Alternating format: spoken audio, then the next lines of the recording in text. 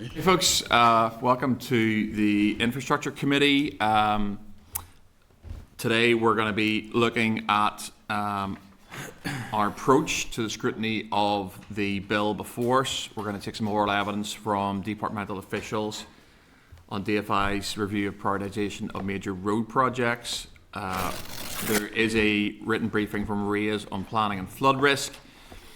We will be considering a departmental proposal for consultation into review of planning fees, and there are some, there's one SL and two SRs as well. Just for those in the public gallery, you can use mobile devices through Wi-Fi, but just advise you as well that no recordings or photographs should be taken. And if members are content so far, we will crack on with the agenda. And we'll start with apologies, and we have one from Nicola. Are members aware of any other apologies? Okay, and we know that Justin is virtual with us today. The second item is declarations of interest. Does anyone have any declarations of interest they want to make the committee aware of? Our family in DFI works in DFI roads. Okay. I will also declare that I have a brother-in-law who works in DFI as well. Okay, item 3 is chairperson's business. There's nothing specific I have today, but I would want to generally make members aware that I've been offered a meeting with the Minister on the 13th of October. That's probably an introductory one because I'm a new committee chair. Also, to make members aware that the Northern Ireland Audit Office have published a report. They published it yesterday on active travel. I've read that report. It is, to be kind, probably challenging in its assessment. And if members are happy enough, PAC get first bite at Audit Office reports. They may or may not want to take that one on. I would probably guess that this committee would be quite interested in such a report and to have a look at it and apply a little bit of scrutiny to it. Are members content that maybe clerks coordinate on this? Just declare an interest or conflict or whatever it is. I'm on the PSC as well, so it's something that will be discussed. You can win that report for us then, Cathal, perhaps. So I'd like to declare that I'm a member of the PSC. Okay. Likewise, Chair. Likewise. Okay. So we've got a couple of members of PAC here. Are there any views on what I've just said in terms of that Northern Ireland audit report? Probably just Chair for the record. I mean, I thought you were being kind in your assessment of that report. I thought it was quite damning, actually. I was being kind. I think we all kind of knew it was coming, but I was really shocked as I read through it, given the sort of overspends that were being suggested, given the figures that were being cited, given as someone who's really passionate about greenways in East Belfast, given the lack of delivery. I remember being a Belfast City Councillor talking about this in Belfast City Council. Nothing's really changed now that I'm in the Assembly. Really horrified whenever I read that. No, thanks, Peter. I mean, I was trying to be kind and I'm trying to be impartial, so I think decent chairs generally are. Look, are members content that... Justin wants a word and Carol wants to come. Justin's got a hand up. Justin, can you put your camera on? Do you have the technological ability to do that? No, I don't. Just a quick one, Chair. The others should be discussed by the Infrastructure Committee, albeit being PSC, fair enough, but it's infrastructure issues, so it should be discussed with our committee. He's on the moon. I think I got the gist of that. Justin, you're quite keen for us to have a look at it. Would that be fair enough?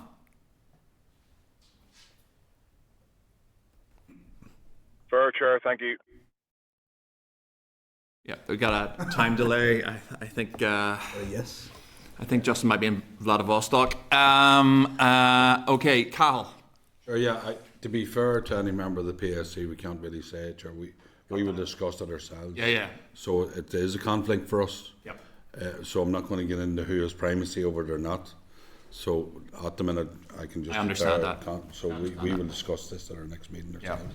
So, to find just a smidgen of a way through this, our committee, with the exceptions of obviously Stephen and Cahill, who are already on PAC, our committee content that at least the clerks have a conversation about this? Yes, Chair. Okay, fine. And then there was just something that again, it's a very small matter in terms of car parking enforcement. This is something that is quite relevant, I suspect, to all of us, because I get quite a few of these. And our members content that clerk has a chat, that Reyes might have something on car park enforcement. I'm thinking in particular of, the understanding that people out there have of what car parking enforcement is, and when they should pay fines and who they pay them to, and supermarkets and all that sort of stuff. And I'm sure other members get this quite a bit as well. Are members content just that we have a chat with Reyes and just see if they have any stuff on that, any research that they could maybe bring? Agreed, yeah. Yeah. Can I just come in Yes, on of course it? you can, John. I did a member statement on this, maybe others heard it in the chamber maybe last week it was, and been doing a bit of research into it myself. I found it quite shocking that there's no legislation or regulations at all pertaining to private car parking firms anywhere in Northern Ireland. Above and beyond that, DVA are entitled to give out registration details for any car in Northern Ireland if that company ticks a box with a registered firm in England. Okay. No oversight at all from anywhere in Northern Ireland. So I think a raised paper would be very useful, and I think serious questions should be asked as to why citizens can be treated to that. I made some pretty big points about people in my constituency, and others will know, people who've been over 60 or 70 letters received and threatened with legal action, and it's deplorable. But there is currently no way of regulate. There is no regulation at all, and I think any way the committee could make inroads in that would be very advantageous. Well, I didn't hear that statement, John, but obviously we're on a similar theme there. Well, if the committee are content, we'll start off with a raised paper, and then perhaps we could have officials in to have a chat about this. If people have enough. Okay. We have draft minutes of the last meeting, and that was on the 24th of September. Are members content with the minutes? I'm sure. Okay, in that case I will sign them. That's fine. Just a couple of matters arising. The committee's asked the clerk to engage with the clerk of the Committee of Finance on the matter of clause 17 of the Administrative and Financial Provisions Bill relating to smart passes, and also to inform the committee that the Committee for Finance is receiving evidence from the examiner of statutory rules on the 22nd, and further discussion is going to be undertaken based on this advice.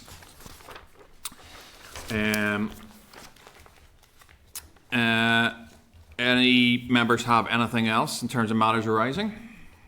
Everyone happy enough? Okay, that's fine. So we're going to move to core then, and that starts on page 17, and you will note page 165 then, the correspondence memo is on page 17. Page 165, we have core from the PAC regarding the Northern Ireland audit report on major capital projects, in which that committee states it retains primacy in matters pertaining to the A5. So essentially, and I note obviously Stephen and Cahill are on the PAC. Do members have any views on that they wish to note while I try and find said report? Nope. Okay, so just to remind members then that the Minister gave notice of appeal on the A5. I think we're probably all aware of this. Legal advice is expected on the 17th of October. Does the committee agree for the clerk to coordinate with the clerk of PAC on matters relating to the A5 to avoid duplication? Happy enough with that? Agreed. Okay, and also that we have committee agreement to write to PAC to inform the committee that of our interest in the A5 on the part of the Committee for Agriculture, Environment and Rural Affairs. People happy enough with that? Okay, so then we're going to move to page 191. This is core from Finance, the Committee for Finance, on the 25-26 outrun and forecast. I have a couple of questions around this, but we have departmental officials coming in 2 weeks' time, Michael? In 15th October. Yep, 2 weeks' time. So if people are happy enough, we'll save our questions for when those officials are before. So are members happy enough with that? Great, Chair. Okay, and just I need your agreement to note any additional correspondence. Everyone agreed? Great. Okay. So item 7 is the Water Sustainable Drainage and Flood Management Bill.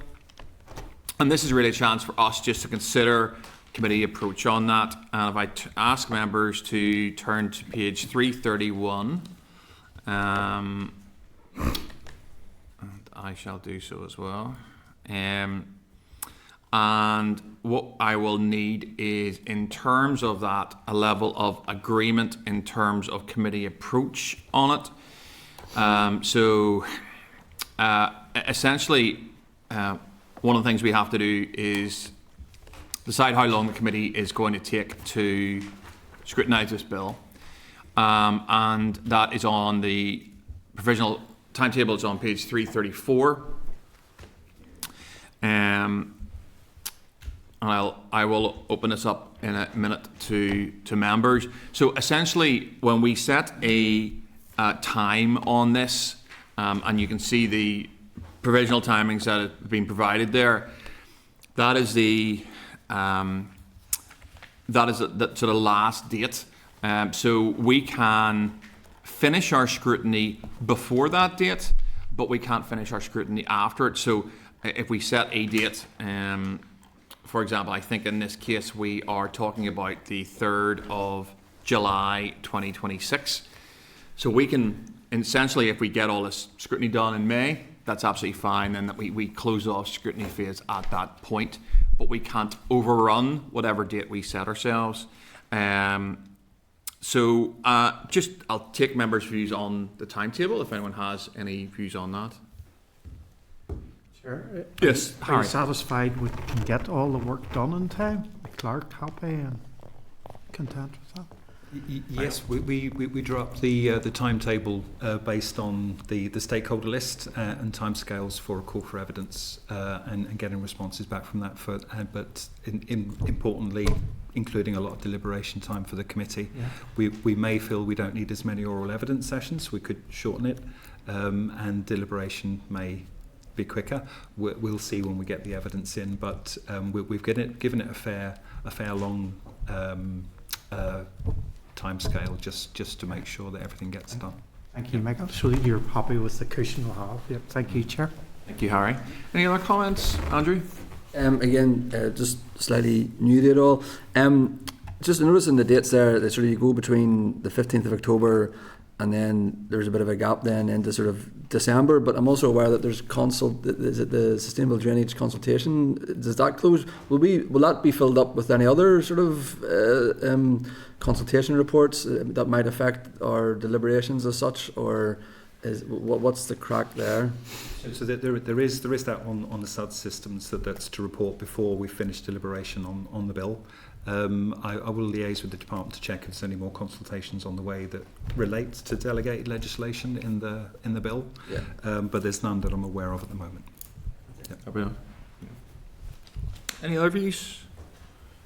Carl. Thank you, Chair. I think the timetable is fine. I mean, I said this last week, it's important for us to get it right.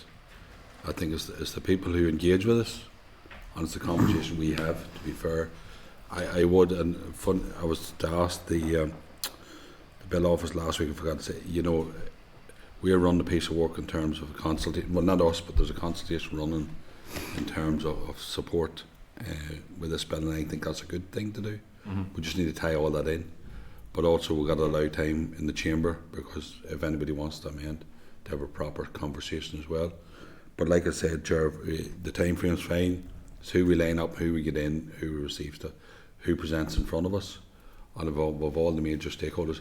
I would like to have a wee bit more on the reservoirs bill as well, because believe it or not, that will have an impact as well. People may not see that at the minute, but in terms of floods, in terms of responsibility and all that, so we'll try and tie all of that in as well. It's not for us as a committee, but just where we're at in terms of that, try and tie that across. But I think for now the timetable's right, and the stakeholders right, and for those who are used to it, we know, but take it a week at a time and see how we get on, and see what responses we get back. But I'm happy enough, Chair. I think it gives us enough scrutiny time. I certainly have confidence in that timetable. Again, like any decent committee, depending, as Cathal just said, depending on how many witnesses we get through, and when we get to the latter stages, and have that forward and back engagement, which is critical with the department itself. We could finish early, but I think in all of these things, you do want to get, we want to be cautious to give ourselves enough time that we have the space to have the proper stakeholders in to take evidence from them, consider that evidence, and then consider the department's response, and then table amendments appropriately. So I think it's fine. On that basis, can I get agreement that in accordance with Standing Order 33.4, the period referred to in Standing Order 33.2 be extended to the 3rd of July 2026 in relation to the committee stage of the Water, Sustainable Drainage and Flood Management Bill?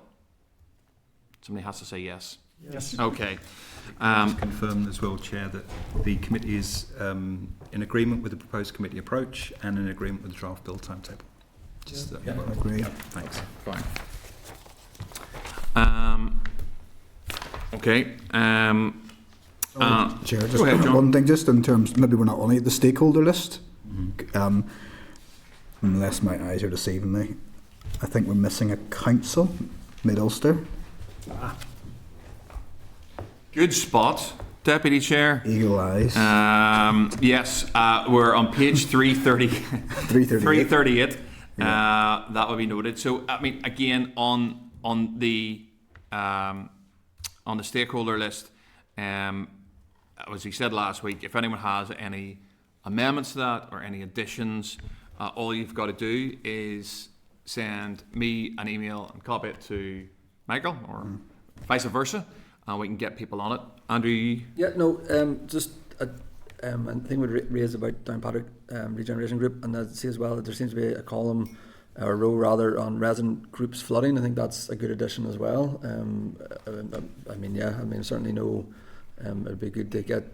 I'm not sure how you would do that, because there's quite a lot of them, if that makes sense. But I presume that would be a role for either the infrastructure or the councils to liaise with the groups and sort of take it from there. But I think that would be important, and I think the groups would appreciate it too, because obviously they have the on-the-ground personal experience. I know that has been particularly different in some areas in Northern Ireland. The clerk's happy enough to leave that with him in terms of.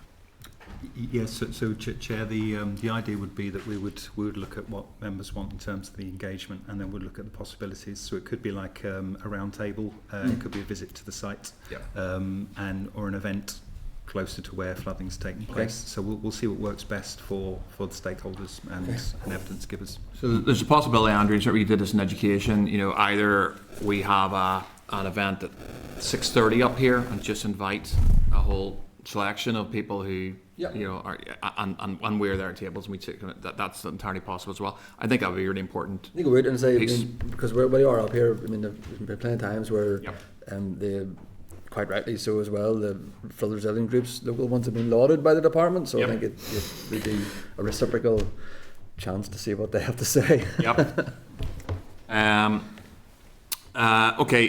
Just to remind members that following closed session from the Bill Office, committee staff have produced a flowchart to depict the key stages of the committee stages bills for noting.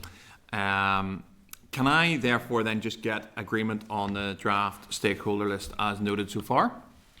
Agreed. Yeah, okay. Could I suggest one? Yes, go ahead, Cal. And all the members are here now. Could I suggest, Chair, because those who have or have not been through at some point committee may agree some amendments, or they may encourage the Minister to take forward amendments. Make sure all the members go back to the parties and have a good conversation. All members here now. We don't, I'm just saying to all the members here, there's no point in us spending 7 months going through the process and then finding for the consideration stage that somebody's popping. Now, I'm not saying they're not entitled to do it, but I'm just saying this is a body of work across all of us. There's no point in popping in the last minute .com amendment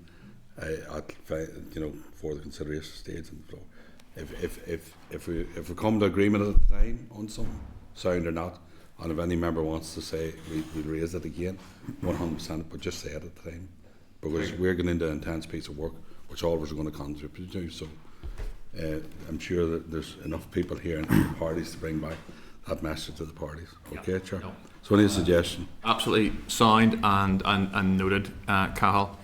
Thank you for that. Therefore, I'm going to refer members on to page 342 of our pack, which contains a draft signposting notice, which will highlight the committee's call for evidence on the bill. Obviously, a crucial part of this. 342, Andrew.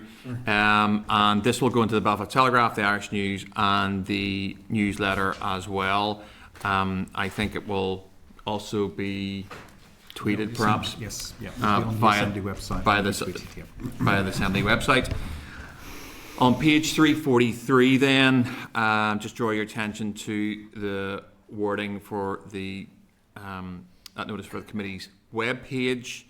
And if members are content, I'd like to seek committee agreement on the wording for the draft signposting notice. Are committee content? Okay.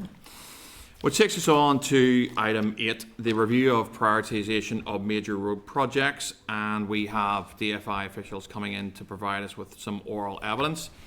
If I could take members to page 346 where this evidence starts.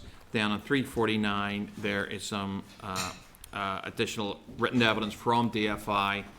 And then on page 353 some FAQs.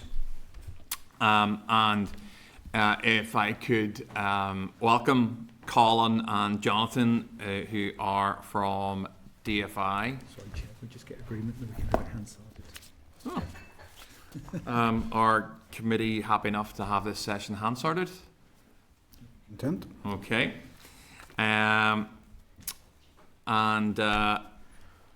We'll take an opening statement of up to 10 minutes from Colin and Jonathan, whoever's going to lead on this, and then we will have a discussion based on that. So, gentlemen, the floor is yours. Okay, I'm going to open. I'm Jonathan Salters, Director of Major Projects. Okay, just Chair, in terms of opening statement. Okay, in relation to major works prioritisation, just potted history. Okay, in terms of 14th of August 2023, in the absence of a minister, the department published a prioritised list of major road schemes that would continue to be progressed. Prioritising the development and delivery of major road schemes was necessary at that time because of the department's challenging budget position, along with constrained resources and commitments under the Climate Change Act. The list of roads prioritised at that time included the closing out of projects recently constructed, as well as continued development of schemes identified as executive flagship projects, and those included within the city and growth deals. Work was also to continue on the A1 Junctions Phase 2 scheme, to finalise the business case and to complete the preparation of the contract documents. In addition, work streams were also to be completed on York Street Interchange and the A32 Cornamuck scheme. All other schemes were paused, with their place on a future major works programme to be informed by the department's emerging transport plans and any decision by a future infrastructure minister. This initial work was to be reviewed after a period of 6 months. However, due to the re-establishment of the Assembly, time was required to understand and align this work to the new ministerial priorities. So, following consideration by former Minister O'Dowd and Minister Kimmins, the review concluded that the following list of schemes should be taken forward, including the closing out of projects recently concluded. Okay, so that included the flagship schemes, so that was A6 Randalstown to Castledawson, A6 Dungiven to Drumahoe Phase 1, the A5 Western Transport Corridor and I6 Graded and Given Phase 2. In terms of city and growth deals, that was Belfast Rapid Transit Phase 2, Lagan Pedestrian Cycle Bridge, Newry Southern Relief Road, A4 Enniskillen Southern Bypass, A29 Cookstown Bypass, Derry Riverfront and Strabane Footbridge. Other ministerial priorities to be advanced to procurement and construction, so that brought in A1 Junctions Phase 2 scheme, which was announced by the Minister in July 24, A24 Ballinhinch Bypass, which was announced by Minister Kimmins on the 12th of March 25, and then the A32 Cornamuck scheme, which was announced by Minister Kimmins on the 20th of June 25, and we concluded the prioritisation work at that stage. York Street Interchange and the A2 Buncrana Road projects remain ministerial priority projects. However, additional funding would be required to progress these schemes through to construction. All other projects are not being advanced and are awaiting the further outcome of the new Regional Strategic Transport Plan. So that concludes the opening statement in terms of prioritisation major projects, and welcome any questions.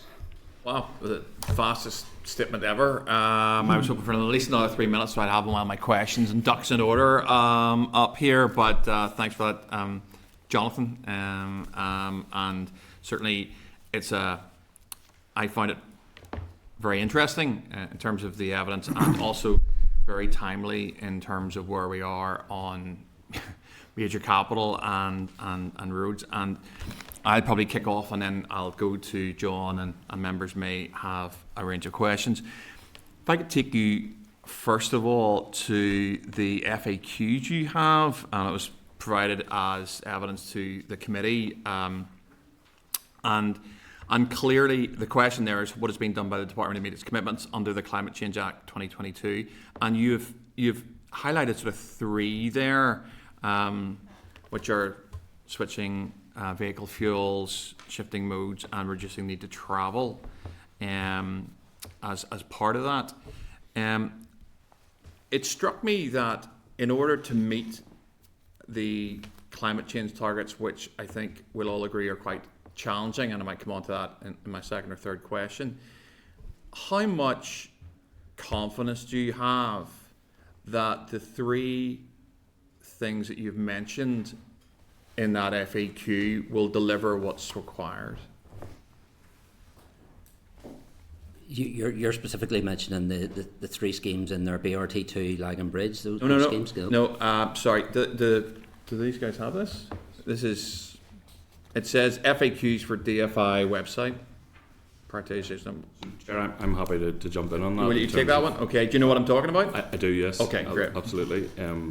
So, in terms of our proposals for the decarbonisation of transport, and those are the three headline proposals, our confidence is high that those things will in fact decarbonise the transport sector by 2050. We have developed a transport emissions model, which we believe is best in class in terms of looking at the specific Northern Ireland vehicle fleet. And I don't just mean public sector fleet, I mean the fleet of vehicles that exists and uses the road in Northern Ireland. And in combination with the zero emission vehicle mandate, which was brought in by the UK government and the Assembly consented to it extending to Northern Ireland, that will over time change the makeup of that fleet from vehicles which use fossil fuels to vehicles which do not. And essentially when you work that through a 25-year programme of vehicles dropping out at the end of the fleet and new vehicles coming in, that over time decarbonises the fleet, and that measure alone accounts for the majority of the decarbonisation that we need to deliver under the Climate Change Act. Okay. Do you know what percentage Northern Ireland has of electric vehicles? Not off the top of my head. I'm afraid I know that the department definitely does. Okay, I do, obviously, because otherwise I wouldn't ask you the question. Yep. A year and a half ago it was 1%. It's now about 2 or 2.3 in terms of recent data figures, which is an astonishingly small amount of the number of cars we have in Northern Ireland at the minute, which is 1.26 million cars. If that figure continues to rise at 1%, by the time that we get to 2030, which is the first milestone in terms of decarbonisation, by my reckoning, 7% of Northern Ireland's cars will be electric. Given what I've just shared with you, do you still have confidence that we're going to meet the quite stringent climate change targets based on the sector decarbonisation? Look, the short answer is yes, but it's a complicated question, so the answer by necessity is a bit complicated as well. So the targets that are set in the Act apply to Northern Ireland in total. They're not specific to the transport sector, they're not specific to any sector. So the transport sector alone doesn't have to go in a straight line towards 2050. So when you look at what we have published in terms of what the outworking of those policies will be, the most of the change to the vehicle fleet composition obviously happens as time goes on. You don't buy, not everybody buys a new car every year, and so it takes time for vehicles to leave the fleet and vehicles to enter the fleet, and obviously they circulate around the second-hand market for years before they exit and all that kind of stuff. So when you're talking about 2050, high level of confidence, and we have modelled what we think that pathway looks like, and one of the things the department will have to do as we're moving through the different carbon budgets and as we're moving past the 2030, 2040 target is keep those policies under review to see, do we still retain the confidence that the combined effect of what we're doing will deliver on our statutory obligations. In terms of the schemes that you've mentioned, obviously we're aware of the A5 judgment, and just to make committee members aware, we probably shouldn't go into past stuff on A5, but focus on future. But in terms of schemes that have been outlined to the committee, are you more or less confident these schemes can be delivered after Justice Michael Lindsay's judgment on the current status of the A5? So the judgment is being appealed, so you can take from that the department doesn't agree with it. That's the logical conclusion to draw there. So until the outcome of that appeal is known, it's very hard to answer that question, and I probably don't have an awful lot more I can say other than what the Minister has already said in the Chamber and through various Assembly questions. Would you accept it would have been easier to deliver these schemes had the judgment gone the other way? Well, we would be in construction on the A5, so on that scheme certainly, yes. The broader implications, as I say, very much depend on the outcome of the appeal process. Okay.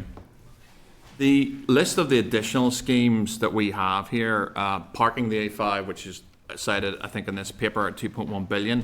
I added up the rest of the other schemes, and they came to about £1 billion, which is quite a sizable amount of capital, obviously. I was wondering, on a wider perspective, how the department decides on whether it prioritises new infrastructure, i.e. the long list of roads that we have here, or maintenance of existing roads, because certainly as individual MLAs, we sometimes might hear from our constituents that they're not completely happy with the roads. Peter, again, I'm being gracious there, just in case you're wondering. How does DFI determine whether it prioritises new infrastructure or repairs to existing infrastructure? So, do you want to maybe talk about how we put together the portfolio, and then I can comment on the wider? Yeah, in terms of major projects, in terms of when we were doing the prioritisation exercise, we looked ahead of ourselves in terms of trying to profile a flat line projected budget going forward, in terms of what we would have over the 10-year period. We then looked at what was committed in terms of ministerial priorities or executive commitments in terms of flagship schemes, and seen what the residual was there. And then we looked at scenario planning in terms of what schemes we could fit into the profile, and looking again also at structural maintenance and all the other things that the department does, and made a number of high level assumptions around that. And that's where we came up with a plan in terms of we could sequentially deliver the A1 junction scheme, followed by then Ballynahinch, and then followed by Cornamuck, more or less to ease the pain there in terms of not reducing the peaks through that 10-year period, and allowing a balanced approach in terms of major projects against other commitments. Yeah, and in terms of the wider position, we, as Jonathan says, we attempt to model and make assumptions over a long-term period over what the capital budget available is going to be, and what the requirements across the full range of business areas in the department will be. And then we put advice to the Minister on each budget cycle, at each monitoring round, and the Minister takes her decisions on what to allocate where. Okay. Sort of final question for me, Ish, and I'll hand over to the Deputy Chair. The transport decarbonisation pathway, okay, I think does that look familiar? Mm-hmm. Okay. Is there policy behind this? Because this is quite nice. I couldn't find any on the department's website. Is there more to the policy than what I have here? Is that just a fact sheet? Is there a detailed policy that sits behind this? So there's the transport chapter of the Climate Action Plan, which the department also contributed, Okay. which sets out a bit more. The source of the policy goal on decarbonisation is very simple. It's the Climate Change Act. It sets the targets, and we now have to try and figure out how we're going to deliver them. We have a transport strategy that's also out for consultation, which attempts to put some of the policy thinking and narrative around that as well. So I would say in those two sources would be the main place I would look. Definitely final question for me.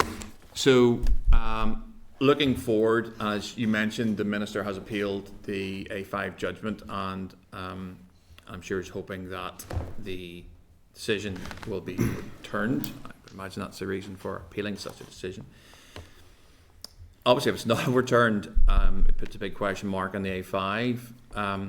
What impact will it have on this long list of major infrastructure plans that the department have? If you can't, essentially what I'm saying is if you can't get the A5 through because of climate change targets, and the judge doesn't think that this will deliver what it's meant to, just from the DFI perspective, I completely agree with you.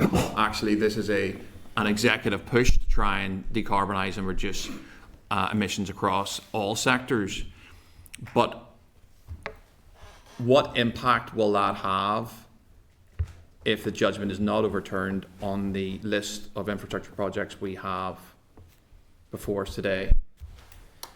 So it very much depends on exactly what the judgment from the Court of Appeal says. So you could have a range of scenarios from an unamended High Court judgment, simply as it is, to an overturning of that, to something in between where the Court of Appeal sets out the law in a way that we don't yet know. So it's very hard to answer that question until we see that. We are looking across the full range of projects, and we're trying to model a number of scenarios in terms of how each project would need to adapt to the implications of the ruling, but unfortunately it's too early to know what that is. And so that makes it hard to be more definitive. No, I accept that. That's great. Listen, thank you very much for answering those. Deputy Chair. Thanks, Chair, and Colin John, thanks very much for coming along and for the answers so far. Just in relation, first of all, to York Street interchange, I know it's been a concept of upgrade since the 1960s, and it's been an executive priority since 2008, yet the Minister has said recently that it's highly unlikely to start for at least another 11 years, if at all. How does a project that is clearly, in my opinion and in the opinion of many experts, have such an economic positive impact in the local area, costing potentially hundreds of millions of pounds a year to the local haulage and economic sector, not at some stage between 2008 becoming a priority and nearly 20 years on get the go-ahead? Yeah, York Street interchange, when we were doing the level of prioritisation work, it's grown to an estimate now probably that we couldn't fit into our normal departmental budget. And we'll what is that estimate, sorry, Jonathan, just roughly? Originally that scheme was in around 125 to 165 million, but that's some time ago. That was 2015. That's so right. That estimate is probably rising up closer to nearly 300 million at this stage. Okay, so that's just not something that we could fit into our budget. So we need to look at other ways of financing that project, and we're going to undertake a bit of work there in terms of looking at alternative financing and seeing what other methods we could fund that scheme.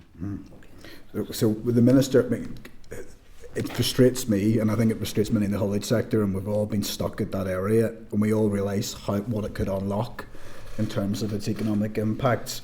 I just think that saying 11 years potentially or potentially longer isn't really being optimistic or positive on what could be done. What would those alternative funding mechanisms look like, and is there a way that we could get that scheme underway in some shape or form before then, given its priority?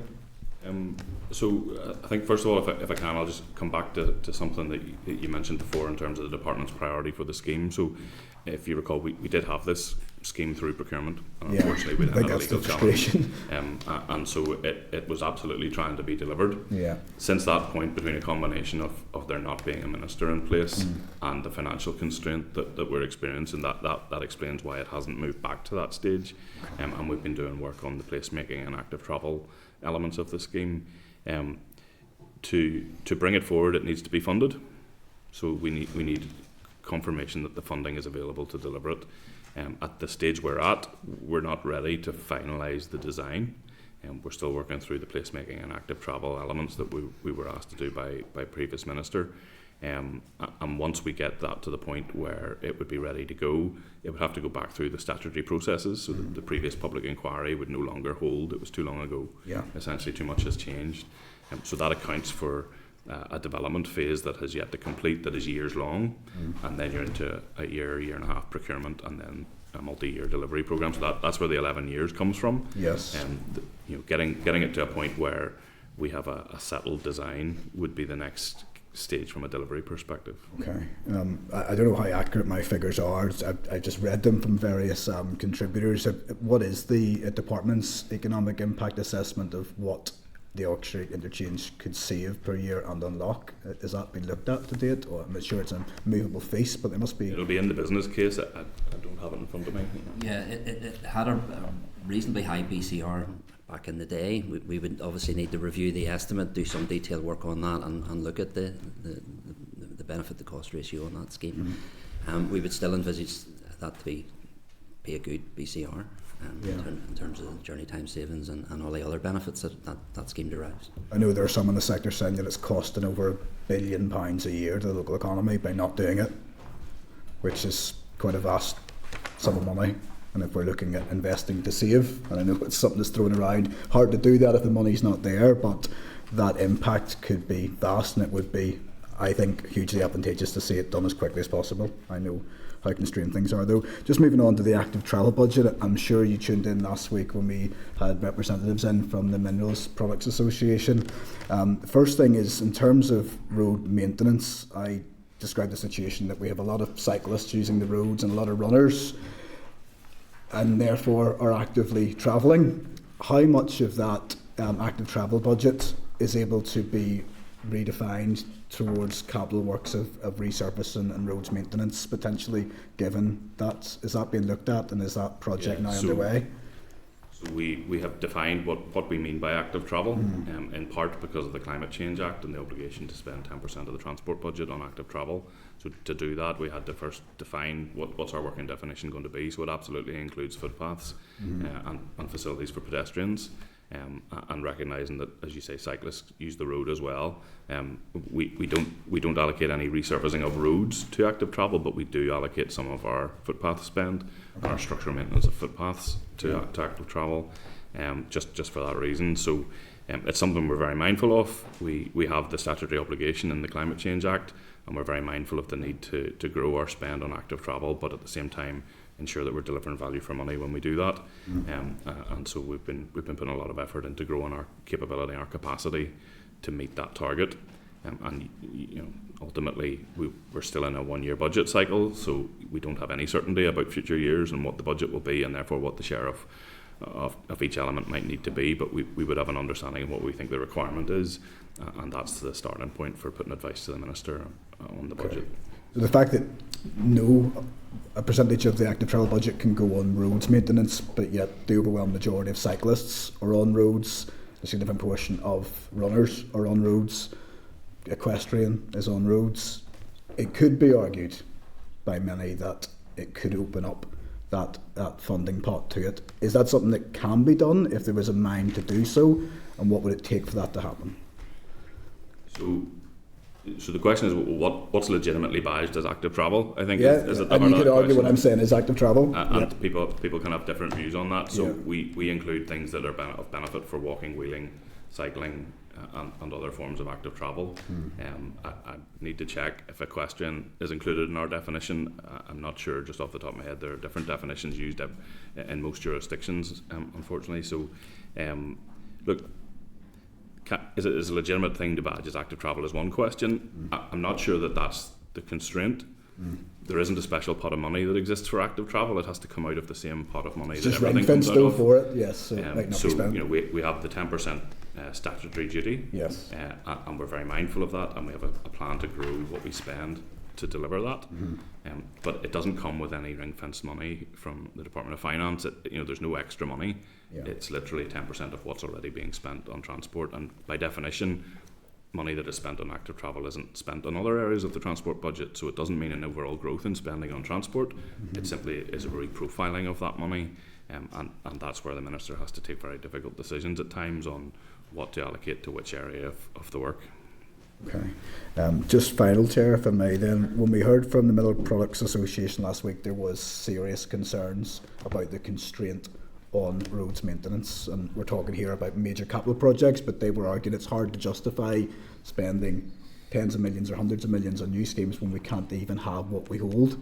And there is a legitimate argument in that, more so as well that they are under serious financial pressures. They're having to invest.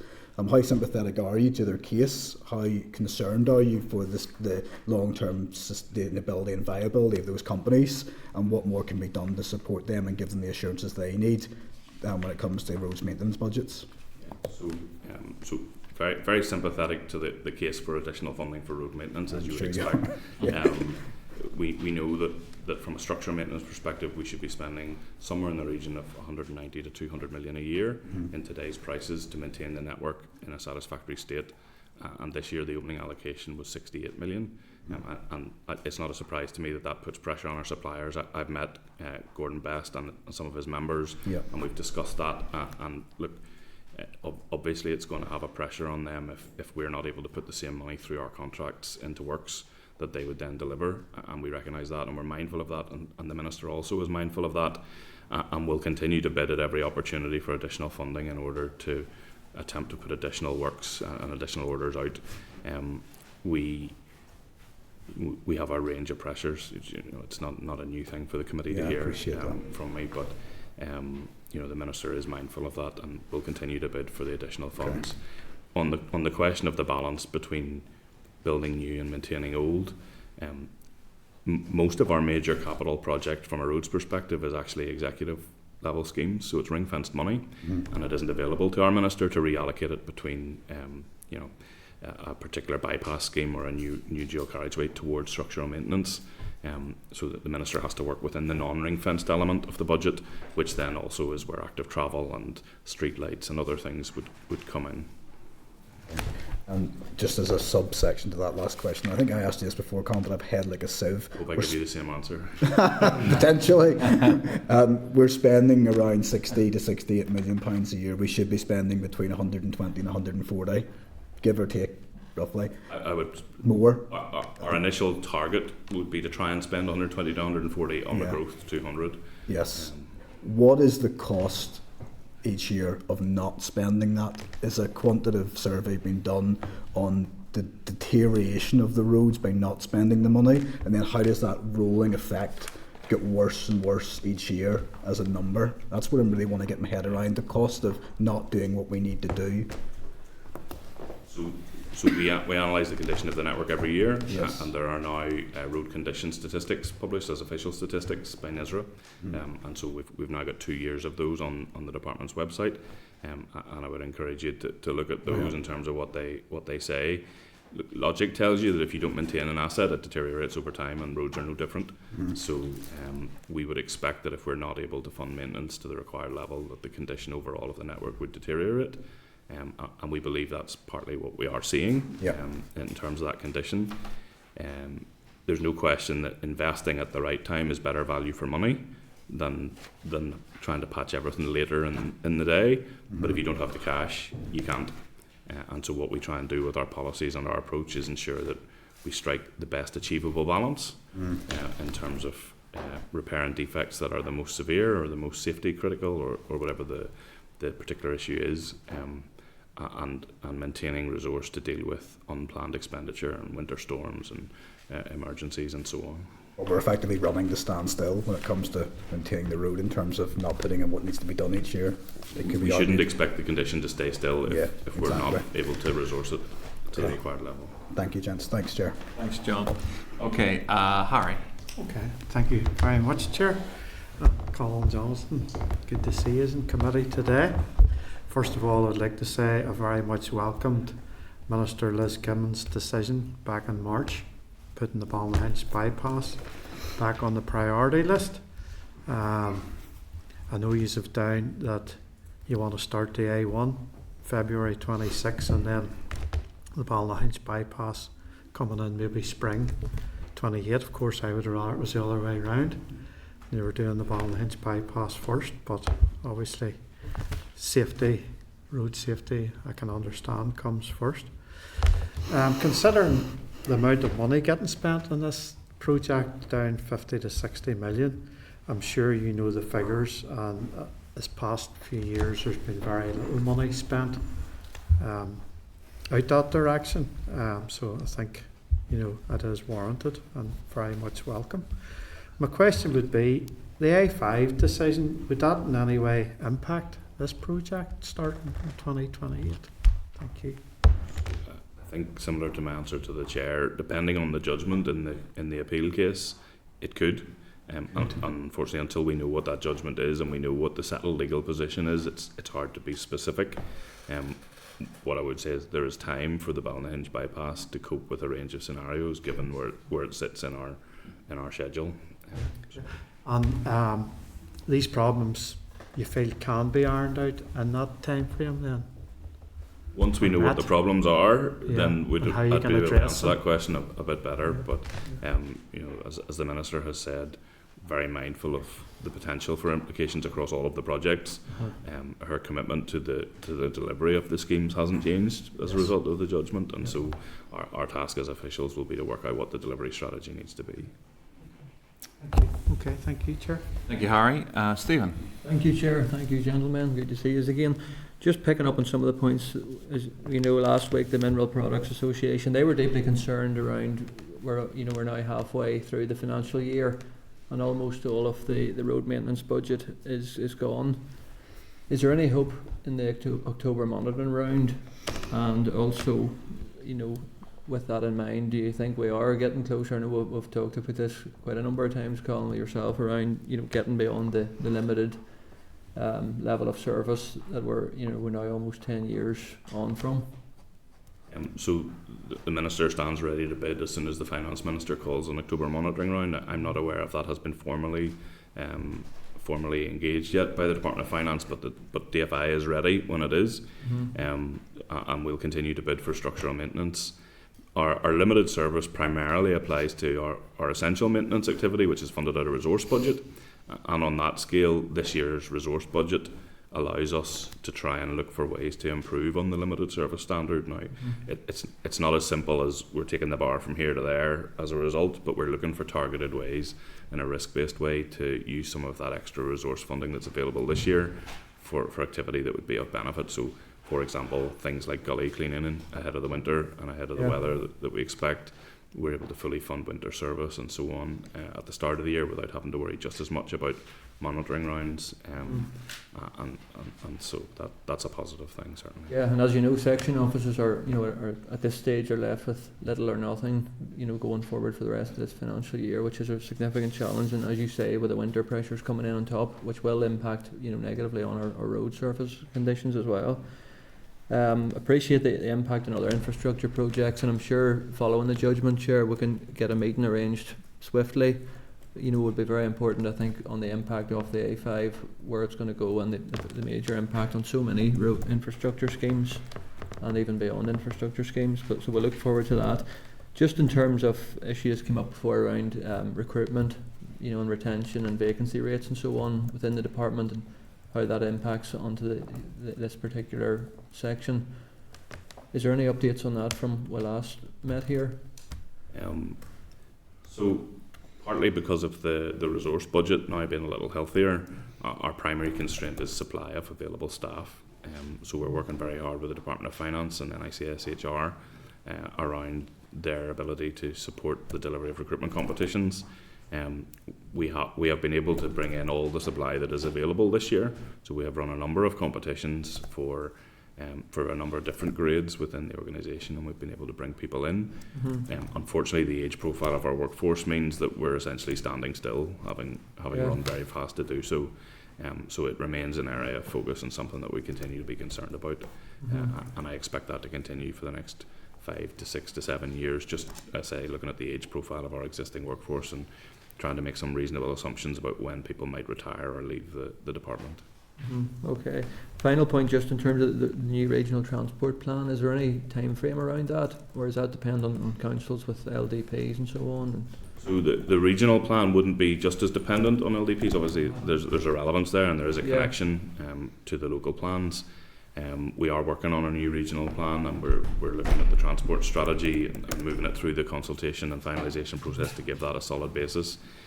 We have a team of transport planners and modellers who are looking at the regional network and trying to understand what a needs-based lens looks like. It does rely a little bit on having that clarity of the policy position that the transport strategy will bring. So I'm afraid I don't have a specific timeline, although it's under active development at the moment. Okay, thanks gentlemen, thanks Chair.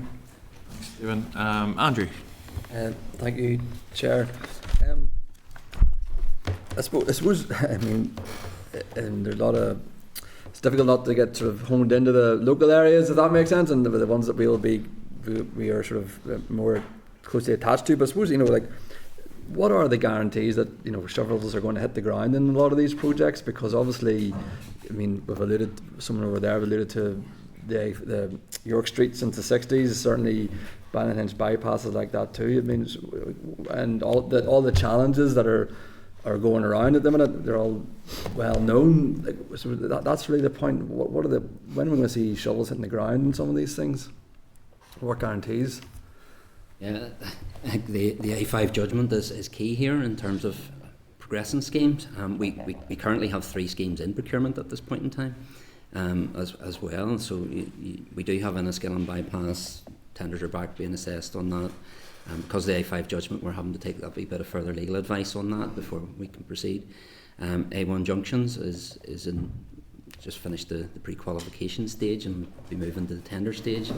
And then we would have the Lagan pedestrian cycle bridge, which is effectively out to tender. So we have made some momentum on these schemes, but unfortunately the A5 judgment has caused us to come back and have a look in terms of the legal side of that and whether we can progress with those schemes. So I think the point of the prioritisation exercise and of inviting ministers to set out a prioritised portfolio of schemes is to allow us to then put the plans in place to make them real, and that's very much what we're doing and what we're being ready for. As with all major projects, the further away that date of intending to start construction is, the less certain it is, because our budget cycle, the legal process and the statutory processes can all impact how quickly a scheme moves through the development and gets to that point. But this programme has been developed specifically to be affordable and to be something that we're comfortable that we can deliver in order, part of the point of it, as I say, was to allow us to prioritise our resources and ensure that the things we set out to do, are credible plans to do that. So over that medium to long term time frame, these are absolutely the things that we intend to deliver. There's a comment, it's affordable, but yet I've heard as well there's alternative funding, so it's a bit difficult to get your head around. Just on the just going to the active travel, but again, really, I suppose, is there going to be more strategic approach taken to this? In the transport plans, I think that the short distances of 20%, and yet only 1% currently doing it. Certainly, I know I sort of get the sentiment felt by Mr. Stewart, but it may have a slightly different. Having cycling through some of it, I think the emphasis should be on making it better for cyclists. And certainly, I mean, I've cycled through Belfast and Jeepers O. It's hard to navigate on a bike, to be quite truthful with you. But how does the active travel definition in Northern Ireland compare to other jurisdictions such as Scotland or Wales? And what can you do to make it better? Because it is an important thing. So I'm afraid I don't have the other jurisdictions' definitions in front of me today, but we can certainly provide those. they're all slightly different. They're all determined by different ministers and different jurisdictions for use for their purposes. We have a reasonably detailed technical note sort of supporting the definition that the minister has adopted for use by the department. We have the active travel delivery plan. That's the key link into the local transport plans and understanding what we think the active travel network should be. And I'm sure you've had a look at it, and you can see that it attempts to set out what we think the prioritisation of schemes across the whole of the network in urban areas would be, and subject to all the same sort of constraints around resources and planning and the statutory processes that will see the production of a prioritised list of schemes on active travel as well, to improve the overall quality of the network and the extent of segregated cycling infrastructure in particular.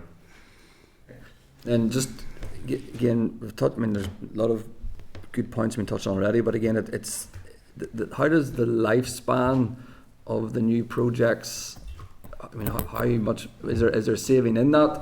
Due to maintenance and stuff like that. I mean, are new projects generally longer lasting, or is that not something that comes into it? And again, we have the mineral products. They were very clear in saying about recycling products and getting them into the roads. Do new projects generally longer lasting? Is it just as long lasting as older roads, or is it we model it over 60 years? Okay. So every business case for a new major project will include a 60-year life cycle, and that includes the construction phase and also the maintenance and operation phase. We don't expect to spend as much on structural maintenance in years 1 to 5 as we do in years 35 to 40, just as you would expect. So yes, there is a benefit in terms of the new asset doesn't need the same degree of maintenance as an older asset. At a network level, I mean, bearing in mind our network is 26,000 kilometres, and even on our largest new construction projects, you're talking less than 100 kilometres. It doesn't necessarily translate into an obvious visible difference, other than you don't expect to have to go out and resurface a newly constructed road as quickly as a road that's already being used. Okay, thanks very much, Andrew. Justin. Thanks, Chair. Thanks, folks. Tell me, what has been the consequence of Sinn Féin and DUP walking out of this place for 5 years in terms of progressing major roads projects? What has that done to the timelines?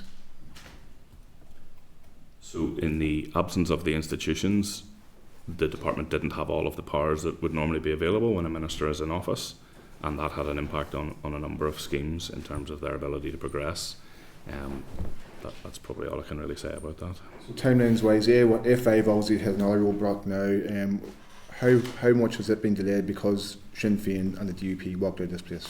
To what degree? To what extent? So the A5 would be in construction now if not for the legal challenge. So I would point to the legal challenge as the thing. Prior to the legal challenge, where would it be without this place having been down for 5 years?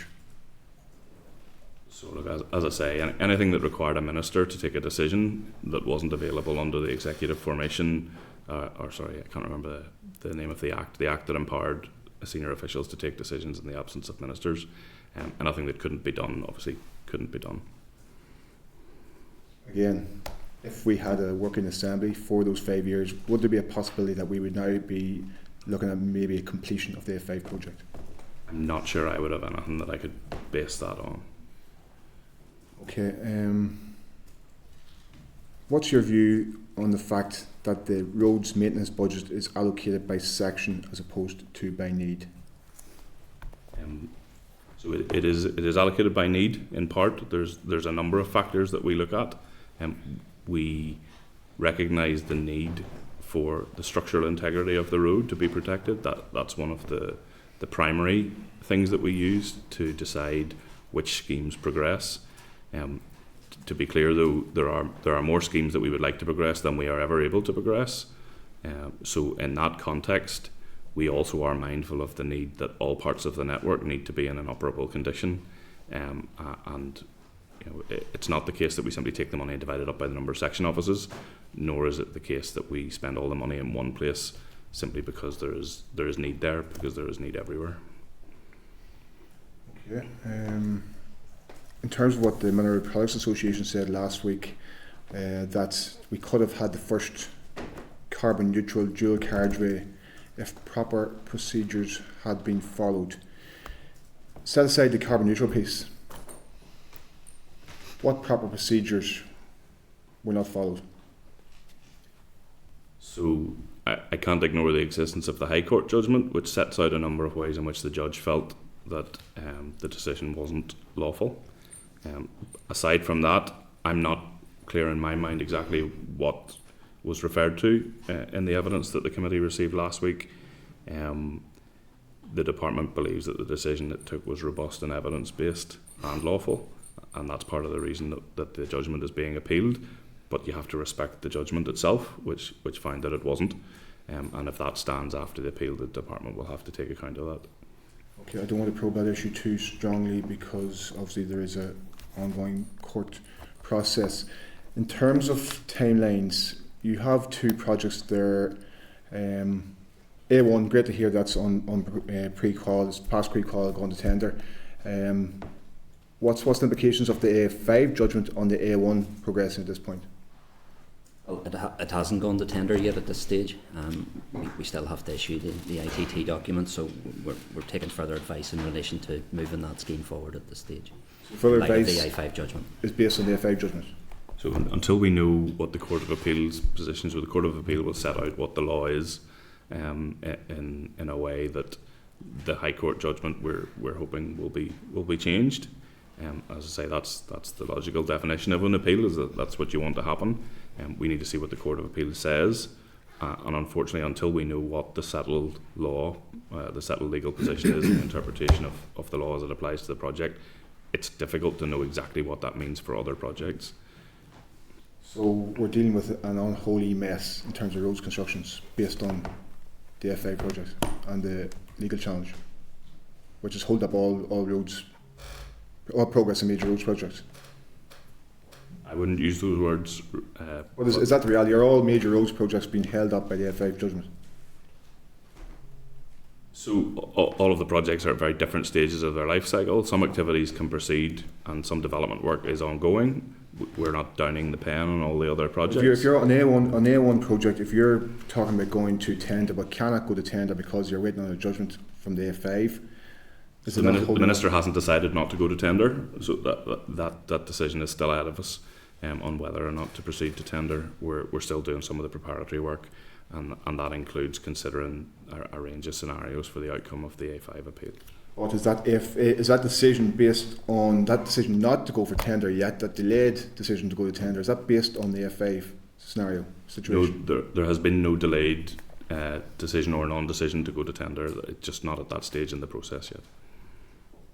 So where are we at with the A1 now? So pre-qual's done. Why are we waiting to release tender documents? We have an awful lot of work to do on the scheme. John, I don't know if you want to say anything about what we're actually working on at the moment. Yeah, we have to also we're concluding the tender documents for that as well before they go out. Okay, we're still not concluded with those. We've also vested in order to make as well, so we're actually looking at that as well, and how we can progress the whole scheme together and timelines. Yeah. In terms of two other projects, A28 Armagh East Link Road, A3 Armagh North and West Link Roads, they're on a list which is now on a never timeline. What do we say to the people in Armagh City who are waiting, who are dying under the traffic conditions on a daily basis and promise these 2 link roads, and they're on a never list? Those are 2 schemes that will be considered in the rounds of the new regional transport plan, so they'll be taken on board there, and hopefully will be shortlisted. I'm not sure what way they'll be progressing in terms of hopefully they'll form part of the new regional transport plan, but that will weigh up all of the priorities right across the province in terms of what schemes are going to go forward. So there are about 30 schemes on the paused list. A wide range of schemes that have featured in various previous regional transport plans or local plans. The affordability constraint is a key thing there. By the time you look at the ring-fenced funding for executive flagship and city and growth deal projects, there isn't an awful lot of capital left for other projects. We only have 3 other projects that are progressing at the minute, out of a list of potentially, as I say, upwards of 30. that have been conceived of. Now, not all of those have been developed to a particular stage. Some of them are simply conceptions, but no work has been taken forward on any of the rest of those projects at the moment. Okay, let's appreciate you are working under the circumstances which you find yourselves, which is not you're doing. This place has been there for 5 years, was a major impediment to your progress, and I know you're trying to hard to do your job, and I know morale is a tough place in the section offices based on lack of funding and pressures because of that lack of funding. So, well done, men. Thank you very much for your evidence. Okay, thank you, Justin. I didn't have any other indications as far as I am aware. I have one final question for you. Could I take you to just question 2 on the A5? And the question is, when will construction commence? There's a paragraph there, and I'm not going to kill Hansard by reading out quite a long paragraph, but there's a couple of fairly active phrases are used in your answer to that. Some things are close to completion and some things are progressing well. So when I read that paragraph, it seems very clear to me that things are still happening regarding the A5. I can read the whole paragraph if you want context. Are those things progressing at risk based on the fact that there's an outstanding court judgment, which I accept you're going to appeal, but would you characterise any work that you've said is happening still on the A5 at risk? Has the Minister given any indication around that? So as the Minister has made public, her intention remains to progress the scheme, and obviously the appeal is the next step. So most of the work that we're doing at the minute is focused on preparing for the appeal and preparing the arguments that the Department hopes to set out at the appeal. There are a number of other things happening, so the committee will be aware that the Department is continuing to engage with landowners on the A5 scheme in order to come to an accommodation with them about what to do with the land as the appeal progresses. So there's a range of stuff still happening in that space as well. It'd be fair to say that we would have been in construction by now. It would have been our expectation that we'd be well into the construction phase. Obviously we're not, so there's a range of work there that isn't happening that would have been happening. But the scheme still continues to progress in terms of the other 2 sections, the cross-border section and the section north of Strabane, and preparatory work continues to go on in relation to both of those sections of the scheme as well. Okay, I think I'm a little clear. I'll just read out the sentence and then ask a specific question around it. The answer that we have here is archaeological and geotechnical investigations have been undertaken across the 55k length since April 2024 and are now close to completion. Okay, that phrase "close to completion" sounds like they're not quite finished yet. Are archaeological and geotechnical investigations ongoing? Don't have any different information on that. Oh, that's okay. No, the second one then is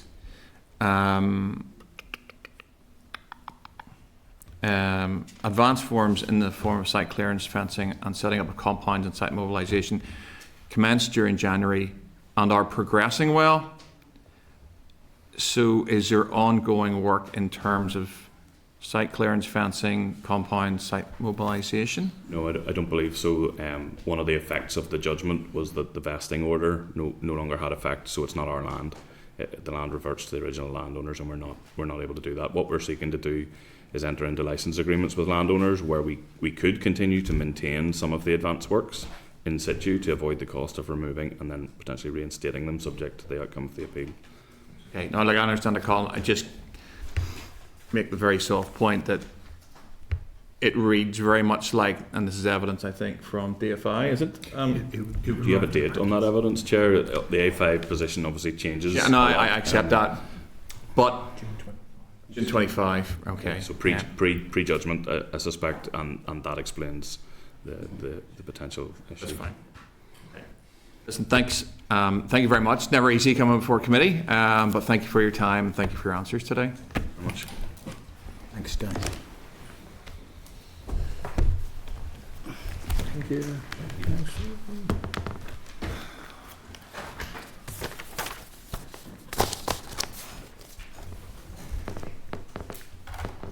Okay, committee, are there any actions arising from the evidence that anyone wants to raise? Chair, I was just to re-echo what it said earlier around, as soon as the judgment is, I think we need to get in swiftly in terms of, getting senior officials, to come in. Every confidence, Stephen, we will. Yeah, I think that will be a key. Yeah, no, I agree. Anything else anyone wants to raise, Justin? When's the Minister before committee? February. February. Is it not a long time away, given all our major road schemes are pretty much in a logjam bottlenecks at stopped, and we're sitting here as a committee? Are we not really? Should we not be holding the Minister responsible for the inaction from her department, the lack of forward momentum on projects? Yeah, okay, well, first of all, I'll make a comment to that, but I'll ask Michael when the Minister was here last. If you remember, I wasn't here because I've been here 2.5 weeks. Generally, it's every 6 months. That would be the cycle that the Minister would come to the committee. That's the normal run of course things. But we have major roads projects which are at a standstill, and should the responsible Minister not be answering for that? I'm gonna certainly my experience, and everyone will have their own experience of other committees that they sit on. I was on education, and the Education Minister probably came more than twice a year. I'm pretty confident. I need to check my notes, but I'm pretty confident.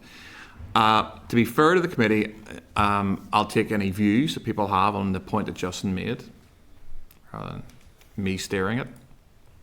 Anyone got any views? When was the last date? Just Michael, can you confirm that? I know it was a good few months ago, but can you recall that? Well, was it May time about? June. We're hearing feedback into our microphones here that it is in fact June. Okay. 25th. Okay, so it was here just before summer recess. Again, I'll take views. I mean, at least you have a date. She's coming reasonably soon. You could put a request or check our diary maybe rather than demand, see how she's fixed. Deputy Chair? Well, sympathy to what you said, Chair. I do understand other ministers. I think the Health Minister appears quarterly and often at the beck and call of the committee. Some bring the ministers in more often, others don't. I take Justin's point. It was specifically around stalled road schemes, although I'm conscious that the main topic of that discussion would be the A5 and it's heading to appeal, so we wouldn't end up being able to discuss it. Yep. And invariably the discussion would widen out into everything else the department deals with. Yep. I'm happy to hold the minister's feet to the fire weekly, monthly, daily if required, so I'm sympathetic to it, but I wouldn't want it just to be a session specifically on roads, because I think we might end up with a bottleneck and then we wouldn't end up being able to discuss very much, especially if it's a appeal. Good use of a metaphor there at the tail end of that, John. I accept. I know Cahill and Andrew are coming in here. I fully accept your point. I know the Health Minister goes a lot to committee and is practically on demand. I know every minister is really busy as well, and we have to be cognizant of that. I think if we were going to invite the minister earlier, I think we needed to be fair to her and her officials, give her a very clear idea about what she is coming to talk about, and she'll be very constrained around the A5. I'll bring in Cahill and then go to Andrew. And to be fair, I wouldn't, from my point of view, it's not comparing ministers. I mean, in this case, Justin has asked a specific question, and because of the ongoing case, it would be very hard to get any different answers from what was given today. If there was something else, I don't have an issue to want to write to the minister, but certainly in terms of this issue, I mean, there's going to be no different answers than what's given. So I'm happy enough if the committee make a decision otherwise. So I mean, I assume that's part of the issue first. So I'm open, but I understand why it would be the case in terms of roads and issues that there may be little information can be given. There wouldn't be. Andrew? Just sort of observation from memory. I appreciate it was before your time in the committee, but when the Minister did come here last time, it was under quite a constrained time, I think, and from memory there had been discussions about trying to get the Minister back again, so that would sort of fit into sort of previous discussions in the committee. But I take the point as well that if it's a single item agenda on something that can't be discussed, then it's I mean, I don't know what the procedure there is Chair, you know what I mean, but again, I mean, I have no objections to asking ministers to committee, and certainly she made the indication that she would come back again with a longer time. But anyway, that's maybe I'm not a walking answer, so maybe that needs. Okay. Anyone else got any views? Justin, go ahead. It's not a single item. Obviously, we've heard from the MPA in terms of roads maintenance, so it's not a single item. February's 5 months away. Are we serious? We held to account so from June to February, the minister's not before the committee, which is responsible for scrutinising roads and infrastructure. Are you serious, lads? So, Sure, could I just know? I'm not getting a clear explanation of what it's about. If Justin wants to put something in writing to you, through you, put it in writing, then we'll see it and we agree what the terms are. Yeah. If it's a case, ask the minister up the committee 100%. But what we're saying clearly, we got what we got today. There's a live case here, so I don't see anybody sitting in front of us that we can ask questions about. So we need to be clear what we're asking about. To be fair, I don't have an issue asking requesting the minister come to committee. So we need to be clear what we're asking about. Sorry. Yeah. Look, I accept that, and I accept Justin's point as well. My view on it is I think a minister should be here more than twice a year. That's what I think. Now, I am very content to. I would certainly make a proposal that we do write to the minister and ask her before February, and I will raise this with her in the informal meeting that I'm having with her, and see if she'll come with the proviso that there's a pretty clear agenda. I don't think I completely think it's unreasonable to invite a minister and just ask him anything, and I've seen nearly committees do that. So to be fair to the minister, we need to give her a fairly clear idea about what we're asking and what we're not going to ask, and a lot of things that we perhaps would like to ask, we probably can't. We could ask, but she'll not be able to comment on. So we need to just tease our way through that. Do we want our committee happy enough that we write to the minister and ask that she come before us before February on the proviso that we will give her a clear idea about what we're going to raise with her? Are people happy enough with that? Yeah? I think so, sure, yes. Okay, that's fine. Well, if committee are agreed, no dissension, we'll do that then as an action out of that last briefing. Thank you for raising that, Justin. Anything else coming from the evidence? I had a question around 10% of something. Statutory duty, 10% active travel. I'm not sure if probably everyone else understands that. I'm very new to all this. I wasn't sure if that was 10% of the entire DFI budget was being spent on active travel, or whether 10% of active travel was being spent on the maintenance of footpaths. If I could Michael? clarify that. Yep. Under the Climate Change Act, it states that 10% of the budget spent on transport would be on active travel. Okay, and then as part of that, then some of that can be used, some of that active travel, I think John teased this out, can be used on footpaths but not roads. I think we'll see. Can we, if members are agreed, we write to the department just asking for some more detail, maybe a couple of policies around that, and how they decide how much of that active travel budget is maybe spent on footpaths, if committee are happy enough with that. Yeah, Chair, if I may come in that, course, Sean. whenever the previous officials who are in charge of active travel, I try to tease this out with them. I'm not much of the wiser, because I did make the point that it could be strongly argued, as I do today, that active travel happens on roads, but they can't repair them, even if you're a cyclist and a passionate cyclist like Andrew and many others who are an equestrian or a runner. So that can't be touched, but pavements can. Streetlights can in certain conditions. Pavements to no town can be, and 6 foot obnoxious fences along the highway in Newnabbey can be. And my fear, and the point I tried to get to, was how are we ensuring value for money when the pot of money is ring fenced for things that have to be spent year on year? And I'm not clear, especially when I've seen some of the examples that have been spent so far, on some of the areas it's not. So is there a mind, I'd like this maybe addressed in the letter of the department, to reopen or reassess what qualifies as active travel spend? I think and that's also how we're getting the value for money. No, look, absolutely. I'm trying to get my head around it. You're further on than I am on it, John, but I just think there's something there that I think the committee would be minded to maybe look into. If we can, write to the officials and just see. Anything else? Sorry, Stephen. Back of that, just to echo that, I think also, there's a lot of areas where active travel takes place where there is no footpath, for cycling and walking and running, where there simply is no footpath in rural areas, for example. So I think it does strengthen the argument that it should go much wider than it does currently. Absolutely. Let's see what they come back with, and we can, if we need to, we'll simply invite them in to give us some evidence based on, we'll get some written stuff from them first. Unless members have anything else on that, we can move on to item 9 then, which is the planning and flood risk follow-up information. So we have a written briefing there on page 366, members. Committee did receive an oral briefing from RAISE on flood risk planning on the 12th of February of last year. There is obviously a follow-up paper arising from further questions from that briefing, and I'm happy to take members' views on any next steps based on that briefing. If anyone has anything that they want to raise or highlight or question, I've got one.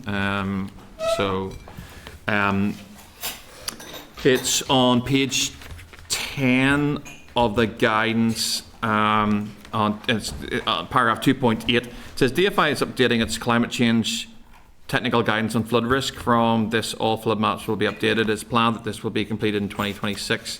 According to DFI, this may cause floodplain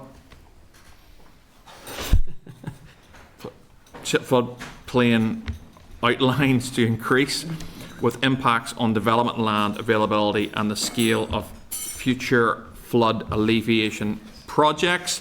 I would like a wee bit more information on that from the department. There's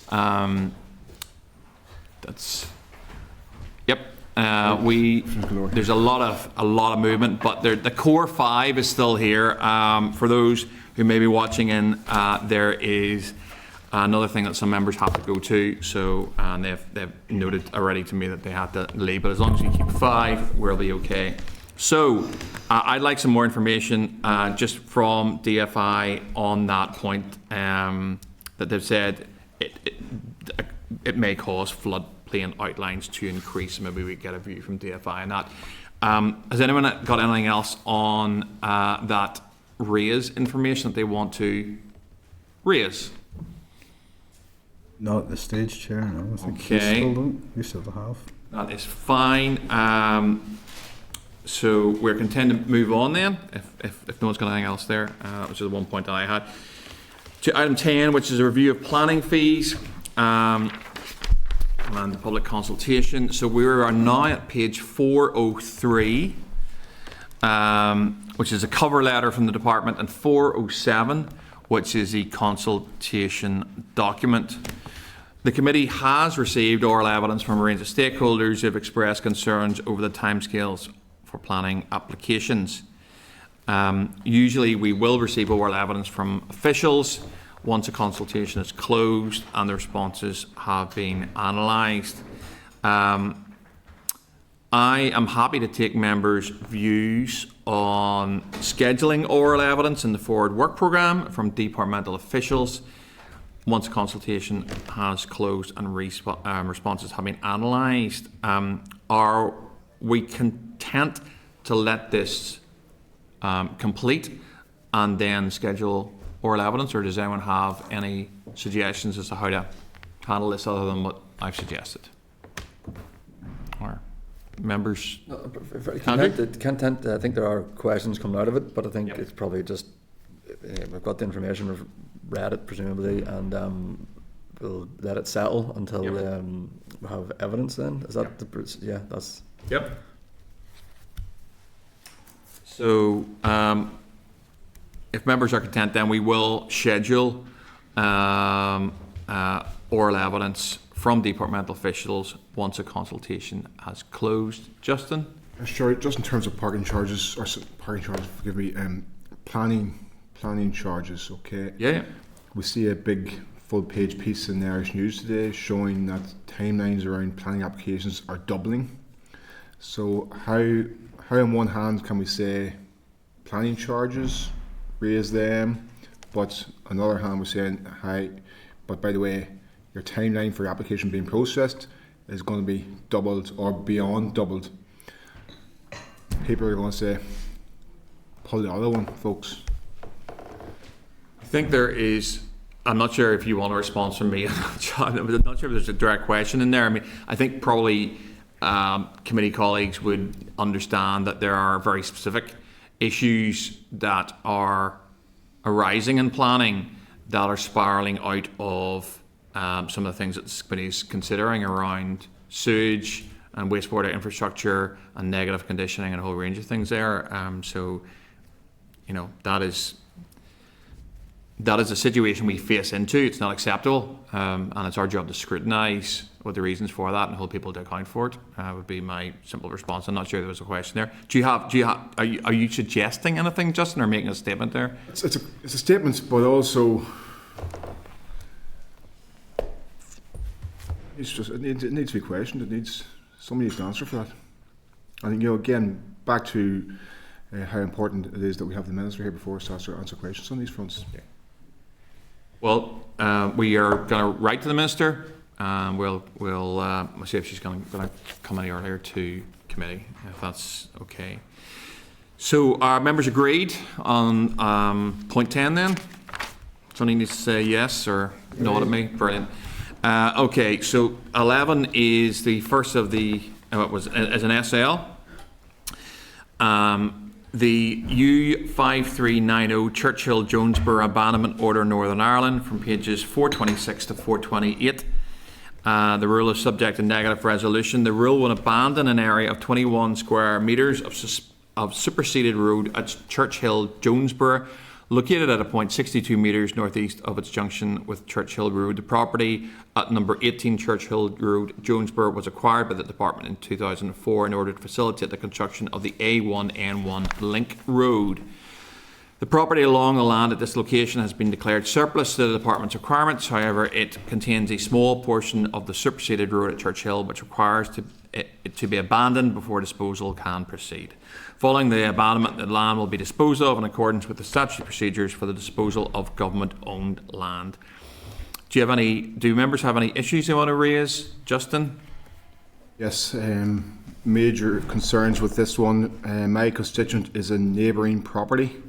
The abandonment permits selling of their adjacent property where there are structural concerns with the retention. Mm-hmm. There is an old building on the property where if it's removed then the structural integrity of the retention will also be compromised.